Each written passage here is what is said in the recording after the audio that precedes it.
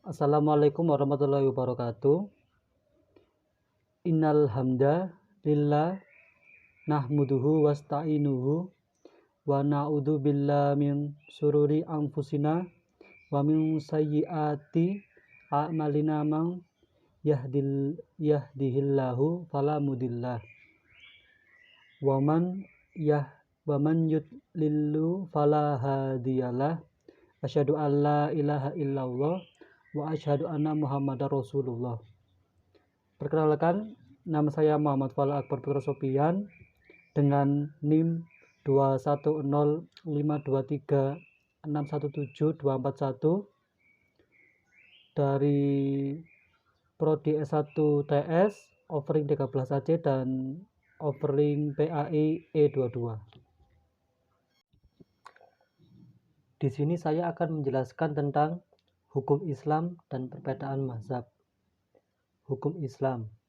Dalam khazanah pemikiran hukum Islam, untuk menyebut segala aturan yang terlahir dari Islam dinamai dengan nama lain yang konsepnya dan maknanya sangat berdekatan, yaitu bisa disebut syariah dan fikih. Ketika istilah ini, hukum Islam, syariah, dan fikih dalam penggunaannya oleh umat Islam tidak jarang menimbulkan kerancuan satu dengan yang lain. Jika dilihat dari sejarahnya, hukum Islamlah yang datang lebih belakangan daripada syariah dan fikih. Syariah secara etimologi berarti jalan menujunya mata air. Sementara secara istilah, syariah adalah segala ketentuan kepada hamba-hambanya dalam segala aspek. Secara garis besar, syariah dibagi menjadi 3.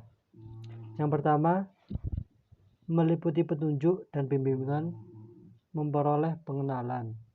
Yang kedua, meliputi petunjuk dan bimbingan untuk mengembangkan potensi kebaikan. Yang ketiga, meliputi berbagai ketentuan dan seperangkat peraturan hukum untuk menata hal-hal praktis dalam melakukan ibadah. Lalu untuk al-fahm atau fikih secara istilah yaitu memahami ketentuan-ketentuan syariah yang bersifat aplikatif melalui dalil-dalilnya. Dalam ungkapan lain juga, fikih adalah rumusan-rumusan hukum yang dihasilkan para ulama melalui pengkajian yang mendalam terhadap ketentuan-ketentuan syariah yang terhimpun dalam Al-Quran dan hadis. Merujuk pada penjelasan yang tadi, dapat dipahami bahwa syariah dan fikih adalah dua hal yang berbeda, tetapi mempunyai hubungan yang sangat erat, khususnya dalam aspek-aspeknya sebagai berikut. Untuk yang pertama, aspek rumusan. Untuk syariah berupa nas atau teks yang terhimpun dalam Al-Quran dan hadis-hadis Nabi. Sementara untuk fikih berupa pemikiran para ulama sebagai hasil penafsiran dan penjabaran atas syariah. Untuk aspek yang kedua adalah sifat dasar. Untuk syariat fundamental, global, absolut, dan tidak berubah. Sementara untuk fikih instrumental, terinci, relatif, dan selalu berubah-ubah sesuai dengan perkembangan situasi dan kondisi. Untuk aspek ketiga yaitu ruang lingkup. Untuk syariah mencakup semua persoalan agama, baik yang berhubungan dengan keyakinan, akhlak, atau hal praktis seputar cara beribadah kepada Allah. Sementara untuk fikih hanya mencakup persoalan ibadah kepada Allah dan muamalah dengan sesama manusia. Untuk aspek yang keempat yaitu keragaman. Untuk syariat hanya satu dalam bentuk nas Al-Quran dan hadis Nabi. Sementara untuk fikih terdiri dari banyak ragam. Sejalan dengan banyaknya ulama-ulama fikih yang merumuskan seperti Imam Hanafi, Imam Malik, Imam Syafi'i, Imam Hambali, dan lain-lain. Selanjutnya untuk sumber hukum Islam. Sumber hukum Islam dibagi menjadi 3, yaitu untuk yang pertama Al-Quran, yang merupakan sumber pokok hukum Islam. Yang kedua, hadis, merupakan perkataan atau kebiasaan yang diceritakan lagi melalui sahabat-sahabat Rasul berupa perilaku atau sikap Nabi dalam kehidupan sehari-hari. Lalu yang ketiga adalah ijtihad,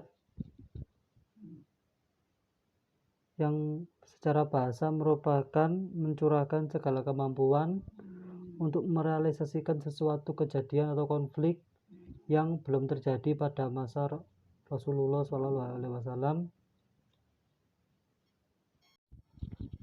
Selanjutnya untuk sumber hukum Islam.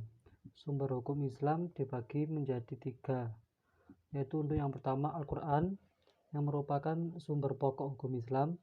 Yang kedua, hadis, merupakan perkataan atau kebiasaan yang diceritakan lagi melalui sahabat-sahabat Rasul berupa perilaku atau sikap Nabi dalam kehidupan sehari-hari.